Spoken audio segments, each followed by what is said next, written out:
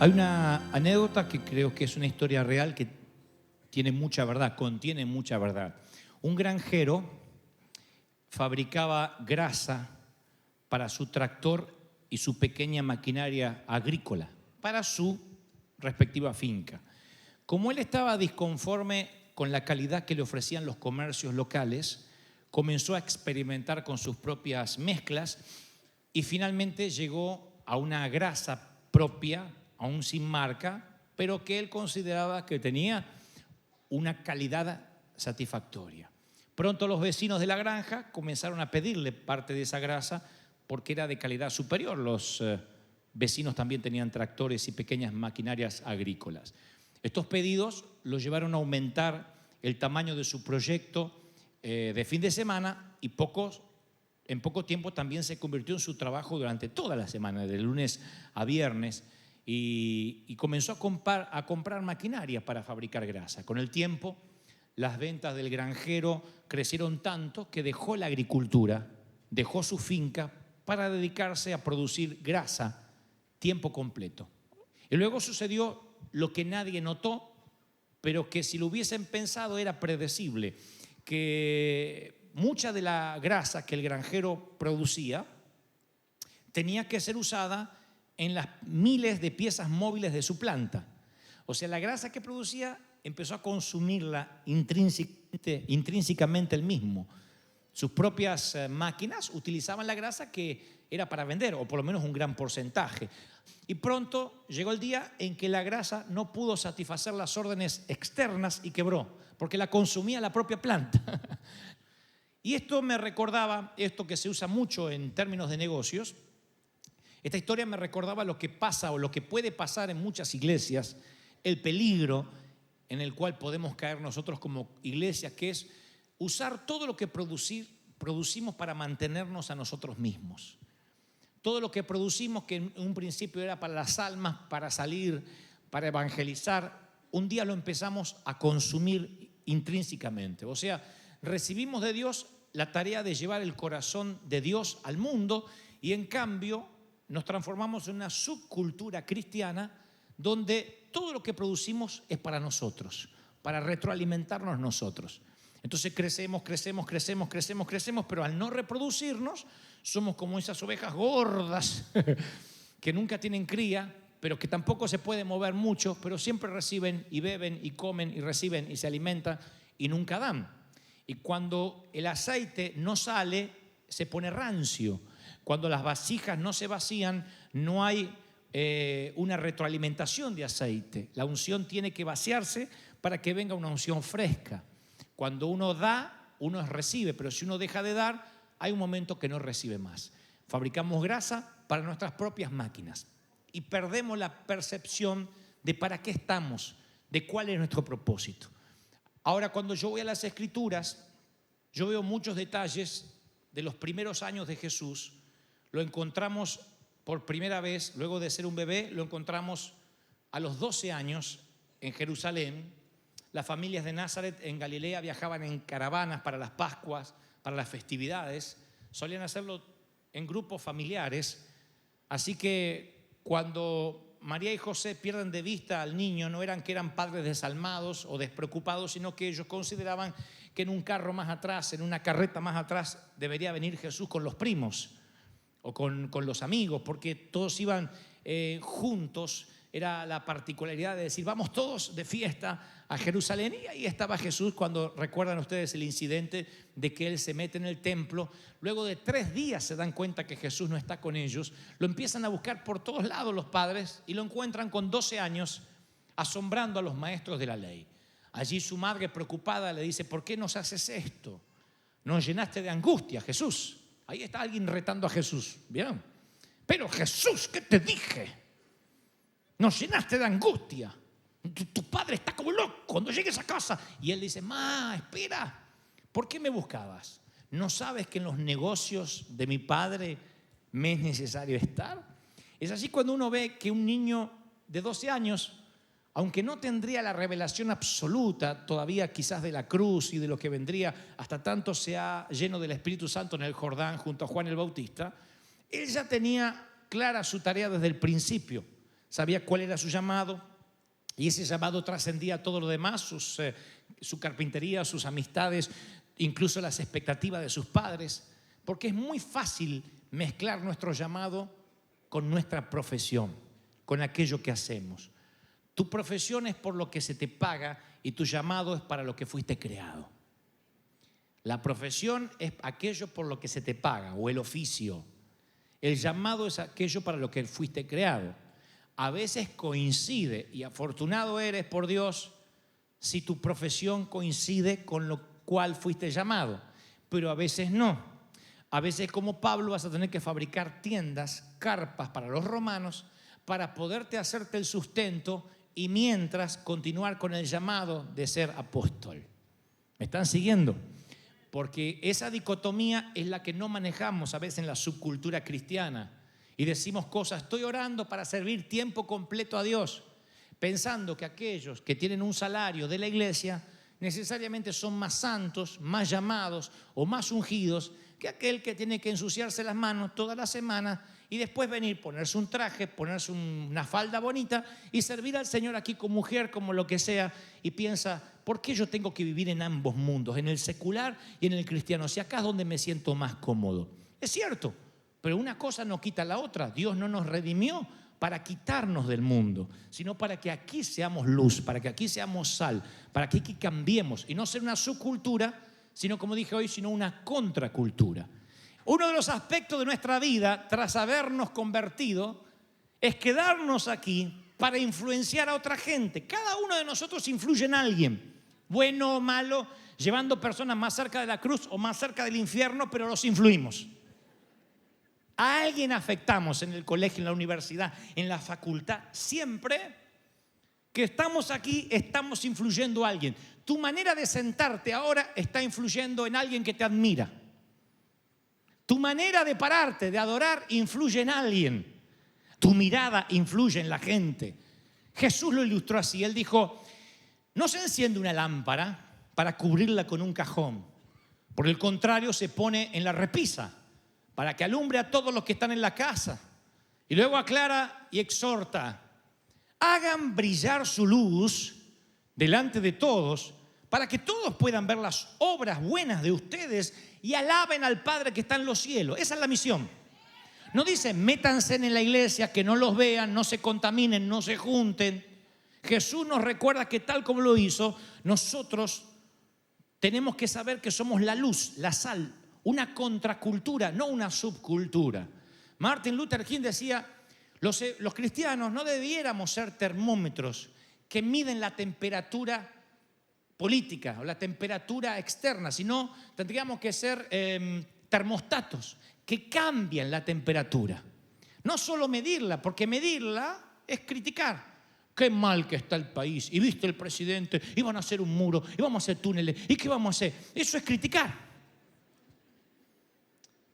¿Qué ganas con eso? Mides la temperatura, te sumas al infortunio, te sumas a la ansiedad general, te sumas a la gente que no sabe lo que va a pasar y mides la temperatura. Cualquiera que se informe medianamente bien puede medir la temperatura de una nación, la temperatura del mundo. Uy, qué malas cosas están pasando, cada vez estamos peor. Pero el termostato lo que hace es cambiar la temperatura. Es cuando tú pones un numerito allí y cuando llega ese número o baja de ese número se enciende la calefacción o se enciende el aire acondicionado según lo que necesites. Entonces uno tiene que entender de que no somos una subcultura, sino una contracultura, alguien que va en contra de la corriente. Y eso, claro, cuesta mucho más. Salir fuera del salero siempre tiene un costo. Jesús nunca nos pidió que nos quedemos dentro del salero. Jesús lo dijo sencillamente en el Evangelio de San Mateo 5:13. Ustedes son la sal de la tierra. Somos la sal. Pero si la sal se vuelve insípida, ¿cómo recobra su sabor? Ya no sirve para nada, sino para que sea desechada y pisoteada. Y Jesús nunca dijo que seríamos la mayoría en la tierra, sino que dijo que seríamos la sal de la tierra. Nunca dejó entrever que perderíamos la batalla por ser menos soldados, sino que perderíamos la batalla cuando perderíamos el sentido de la misión. Cuando la sal se vuelve insípida, cuando no sabemos para qué estamos salando o no queremos salar porque todo lo que tenga que ver con lo mundano nos asusta. Yo alguna vez les conté, y lo digo mucho en las conferencias donde Dios por providencia divina me lleva, que el Señor en su momento reunió a los discípulos y cuando los comisionó les dijo: he aquí los envío como ovejas en medio de lobos. Se asustan los muchachos como yo me asustaría si escucho esa declaración de Jesús. Porque ¿cuánto dura una oveja en medio de lobos? Se la comen en 2 puñadas, en 2 bocados. Es un taco mexicano entre 5 mariachis. Se la comen. ¿No? ¿Cuánto dura una oveja en medio de lobos? Pero el Señor dice, les da la supervivencia. Le dice, pero por eso ustedes tienen que saber que tienen que ser astutos como serpientes y sencillos como palomas. Ahora le da la forma de sobrevivir. Les dice, no tienen que darse cuenta, oigan, no lo escucharán esto en ninguna otra congregación. No tienen que darse cuenta que son ovejas en primera instancia porque te van a devorar. Te envío como oveja en medio de lobos. Sigamos la línea de metáfora de Jesús. ¿Cuánto dura una oveja en medio de lobos? Nada. Y si te envía como oveja en medio de lobos y los lobos te comen, pierdes el sentido de salar la tierra, no eres luz. Porque ¿qué pasó con la oveja que se metió? Se la comieron. Mandemos otra, se la comieron. Mandemos otra, se la comieron. Las ovejas pierden su sentido. ¿Cómo tienes que sobrevivir? Siendo astuto como la serpiente. La serpiente se oculta entre las hierbas y tú nunca la ves venir. Siempre ataca a traición, no avisa. Pero nosotros, como en lugar de haber entendido que somos una contracultura, algo nos dice que somos una subcultura, una secta diferente a todo el mundo, vamos anunciando soy oveja, para que nos coman. A mí me lo dicen, pastor, estuvo acá en el país y no se presentó como pastor. ¡Qué vergüenza, esa vergüenza! ¿Por qué no se presenta como pastor? Porque si yo me presento como pastor, me tienen 3 minutos en la nota y me sacan. Y yo tengo que ser lobo por fuera, oveja por dentro. Que no es lo mismo que ser oveja por fuera, lobo por dentro.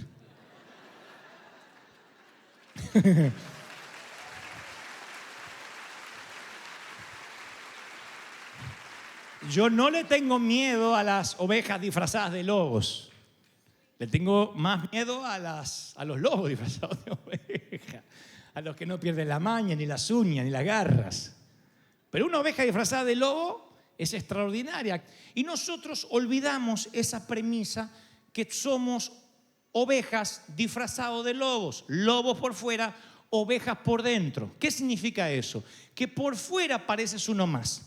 Por fuera eres uno más, pero estás asignado en un lugar estratégico para cambiar una cultura, para cambiar una atmósfera. El propósito por el cual fuimos asignados es cambiar la cultura cuando la tienes que cambiar, siendo astutos. No promoviendo como un fundamentalista tus valores a los gritos, porque promover los valores a los gritos no necesariamente te hace más santo. Dios dice, todavía no es el tiempo de hablar. Insisto, vean otra vez la historia de Daniel, Sadrach, Mesach, Abednego, cuando les traen las comidas que era dedicada a los ídolos antes de ponerla en la mesa. Daniel, con un sigilo, con una astucia de serpiente, aunque a algunos no les gusta que ponga este ejemplo, ya lo puso Jesús antes que yo. Con la astucia de una serpiente, llama al eunuco camarero o al chef y le dice, mira, ¿por qué no nos cambias el menú? Porque he notado que esta es una comida dedicada a dioses paganos. Yo no puedo comer una comida bendecida a los dioses de Nabucodonosor. Nosotros comemos comida bendecida por Dios. Le dice el chef, sí, pero acá no es un menú que se pueda elegir. Esto no es que tú eliges lo que quieres comer. O comes la comida del rey o tu cabeza rueda por la arena. Lo que es peor, la mía rueda por la arena. Y Daniel dice, pero tú no tienes que andar comunicándole todo al rey. Tú nos traes verduras y agua. ¿Qué es lo que hay que sobra en la nevera que no es rico? Y verduras y agua. Bueno, tráeme brócoli y agua todos los días. Y nos trae brócoli y agua y nosotros lo vamos a bendecir. Si nuestros rostros en 10 días lucen bien, ¿qué es lo que quiere el rey o no? Sí, el rey quiere que ustedes sean el Simi Valley de Babilonia. Que ustedes sean los genios, los creativos, los inventores. Y para eso tienen que estar bien alimentados, para que el cerebro le funcione bien. Daniel dice, ok, comamos brócoli y agua. En 10 días nos controla. Si nuestros rostros lucen bien, al rey no le va a importar un cuerno lo que comamos. Eso fue lo que dijo Daniel. Y en secreto, astuto como una serpiente, se disfraza de lobo y no se contamina con el pecado de la comida del rey. ¿Qué haría un creyente hoy? Yo no como comida inmunda, aleluya. Lo liquidan. Y nunca hubiese cambiado la cultura de Babilonia. Entonces Dios dice, ¿para qué hablas cuando no tienes que hablar? ¿Para qué te pones en mártir cuando no tienes que ser un mártir? Tienes que ser un pionero cuando yo te digo que lo seas. La luz no se pone debajo de una repisa, se pone encima para iluminar a todos. Y a veces una luz es tan pequeñita, pero cuando hay mucha oscuridad, ¿cómo ilumina? La sal es poquitita, pero si le pones de más, queda o muy salada e incomible, o si le pones de menos, insípida la comida. Es la medida justa. ¿Quién te da esa medida? La astucia de la serpiente y la mansedumbre de una paloma. Saber cuándo tener que callar, saber el momento, la oportunidad para hablar. Hay gente aquí que está frustrada porque está en un empleo, en un trabajo, en una oficina, en una compañía que todavía no pudo ser luz. Y dice, pero ¿para qué Dios me puso ahí? Estoy rodeado de mundanos, son mayoría. Dice la palabra en Deuteronomio, cuando salieres a la guerra y vires a un pueblo más grande que tú, no tengas temor de ellos, porque yo, Jehová, estoy contigo y peleo tus batallas. Pero hay un momento donde tienes que hablar. Recuerden que el evangelio es asimilación, no consumo. Asimilación. ¿Vieron que hay gente que no asimila la lactosa? No puede ver la leche. Tiene que tomar leche que no tenga lactosa. Bueno, hay gente que se ha vacunado contra el evangelio a causa de las ovejas que siguen trasero de otras ovejas y que le tienen pánico a los lobos y que han hecho una subcultura y han querido atraer los lobos acá adentro, pero que primero se conviertan en ovejas. Esa gente se vacunó contra el evangelio, no quiere saber nada, ya no consume el evangelio. Y Dios tiene que levantar un pueblo diferente. Primero, que no le tenga miedo a los lobos, que sean lobos por fuera y ovejas por dentro, que no sean una subcultura sino una contracultura, que vaya en contra de la corriente pero de un modo tan astuto, tan quirúrgicamente preparado, tan estratégico, que sorprenda a los funcionarios de la ciudad, al presidente de la república, que sorprenda a los artistas de Hollywood, a los funcionarios, a los senadores. Dios dice, yo te voy a posicionar. Si me escuchas, yo te voy a dar favor. Alguien tiene que decir amén. Aleluya. El reino de los cielos, como la levadura que una mujer tomó, la mezcló en una gran cantidad de arena hasta que leudó toda la masa. O sea, Dios te coloca en forma estratégica en los rincones más oscuros de la sociedad, disfrazado de lobo. No tengas temor de eso. El disfrazado de lobo no significa vestirte como mundano. Aunque yo no le tengo miedo a la vestimenta, no hay que vestirse de determinada manera para ser evangélico. Eso tiene que ver con la cultura de cada quien y el gusto de cada quien y el cuerpo de cada quien. Si tú vienes de una subcultura y sales de una cueva y quieres hablar, la gente no te escucha. A Pablo lo escuchaban los griegos cuando se para frente a todos los genios del momento y se pone a hablar de lo que él sabía, del Dios no conocido. Todos lo escuchan porque Pablo es un hombre preparado. Noten que Dios pudo haberle designado a cualquiera de los otros 12 u 11 discípulos, quitando a Judas, la doctrina de la iglesia hasta el día de hoy. Pero Dios le da a alguien que ni siquiera caminó con él. Yo hablé de esto hace unos domingos. Dios necesitó de un Saulo y no dijo, todo lo que hiciste de Saulo para atrás no sirve. Le dijo, no, trae ese conocimiento al reino.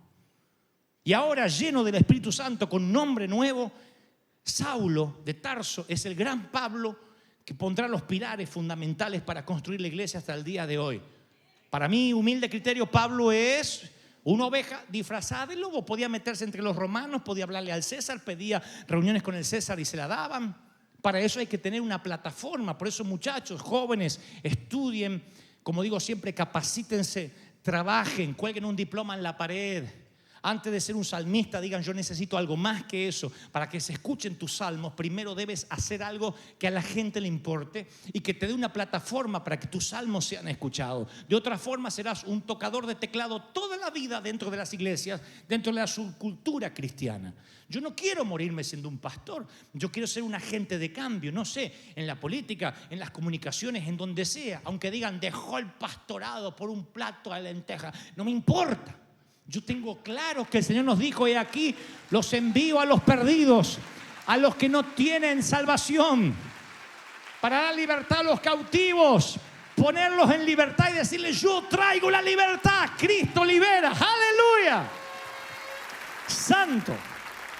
Y como digo siempre, somos agentes secretos disfrazados de médicos, enfermeros, ama de casa, jardineros, programadores de computación, maestros de escuela, gerentes, CEO, incrustados, encriptados en la sociedad. Pero en la subcultura hay una animosidad contra pensar y contra crear. Desconfiamos de aquel que necesariamente no quiere ser apóstol o no quiere tocar la música en la iglesia. Decimos, es que el espíritu del mundo lo agarró. No, es en el mundo que Dios nos asignó. Y necesitamos que te quedes ahí, en el mundo, iluminando, salando. Hay mucha comida sin sabor afuera para que te quieras meter dentro del salero. Tienes que salir. Yo te animo a salir. Para ser un médico que cambie la medicina alternativa o que cambie la ley de nutrición, no sé, o ser un senador o un juez que cambie las leyes, los proyectos de ley, tienes que estudiar, tienes que prepararte. Dios te va a dar favor para con eso. Pero quiero darte un secreto que tampoco te lo dará ningún pastor, porque suena feo, aunque esté en las Escrituras. Yo he leído exhaustivamente dos historias de ovejas disfrazadas de lobos, Josué y Daniel, en el Antiguo Testamento, ¿no? También puedo hablarles del Nuevo, pero voy a hablar de estas dos historias. Yo veo a José en la corte del faraón y veo a Daniel con Nabucodonosor. Ni el faraón ni Nabucodonosor, la Biblia registra que hayan entregado su vida a Dios. A pesar de Nabucodonosor decir: yo eché 3 hombres al horno de fuego y no se quemaron, ni olor a quemado tenían sus cabellos. Y eché 3, pero vi 4, y el cuarto era semejante al Hijo de los dioses. O sea, vemos un inconverso que está viendo a Cristo allí, caminando con los que Él decretó la muerte hace horas. ¿Me siguen lo que digo? ¿Sí? No pretenderíamos que Nabucodonosor se tire de rodillas. La Biblia no dice, luego dice que él da la gloria a Dios y hay otras cosas, pero la Biblia no retrata a Nabucodonosor como un héroe de la fe. Tampoco sabemos más de la vida de Faraón, del faraón que estaba con José. Sin embargo, estos hombres reconocieron el poder de Dios que había en esos hombres. He aprendido en estos años que mucha gente, a raíz de tu luz, va a aceptar a Cristo. A raíz de lo que tienes, de lo que ellos llaman energía. Qué lindo cuando te dicen: eres el único que paga a tiempo, que paga en término. Acá nadie paga, y cuando no tienen para pagar se esconden. Y tú eres el único que cuando no tuviste para pagar me llamaste tú y no te tuve que andar buscando. Porque eso también sorprende. Uno no tiene que tener siempre dinero para pagar todo porque uno es creyente, ¿eh? Pero sí la integridad de decir: no te estoy pudiendo pagar. ¿Quieres disponer del apartamento? Porque si Dios no me dio el dinero para pagar, a lo mejor ya debe tener otro lugar para mí. Qué lindo es llamar uno y decir: sabes, no puedo honrar mi deuda y te estoy llamando.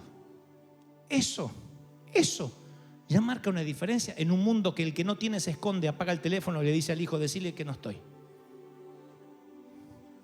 Eso marca una diferencia de postura, de carácter. De modo que tu jefe dice: hay que reducir personal, pero no me saquen aquel, es el primero que llega. Le dije que el horario era a las 7, no hubo un solo día que no llegara más allá de 6:50. Siempre está 10 minutos antes. No es que está esperando, algunos parece que están esperando a las 7:01 y hacen ting y entran. ¿Hasta qué hora tengo que trabajar? Hasta las 5 y están así, 4:59 están así ya con el bolsito para irse. Porque hoy tengo iglesia. Yo prefiero que cumplas allá, llegues tarde acá, te excuses acá, porque acá te vamos a entender, pero allá no, allá van a decir: es uno más, es otro más, no tiene nada de diferente. El mundo está buscando tu fruto y no es: háblame en lengua, profetizame, a ver cómo te vestís, cuántos coros sabes. Está mirando tu manera de ser, tu ética de trabajo, tu ética de estudio, que no hables mal de nadie, que no critiques cuando estás a espalda de alguien. Eso es lo que el mundo observa. Entonces tu jefe dice, este de mí no debe hablar porque yo nunca lo escuché hablar mal de otro delante mío. Pero cuando te conoce que eres un chismoso, dice, sacame el lengua de víbora, sacámelo de acá. Entonces el ser una oveja disfrazada de lobo no es para cualquiera. No es para cualquiera. Ustedes van a escuchar acusaciones sobre mí muchas y van a escuchar muchas otras. Y todas son que es un artista, que parece un actor, que es conductor de televisión, que es un cómico, que es un comediante. Todas me fascinan porque todas definen a un lobo. Significa que mi disfraz está funcionando y que voy a entrar en aquel mundo que muchos no quisieron entrar por temor. Pero mayor es el que está conmigo y los ejércitos que me rodean que los que están en contra. ¿Reciben esa palabra, sí o no? ¡Aleluya! Vamos, póngase de pie y denle el mayor aplauso al Señor de señores, al Rey de reyes. Vamos a celebrar con un aplauso que Dios nos envía con propósito a formar una contracultura. Dios lo va a hacer. Dios te va a bendecir.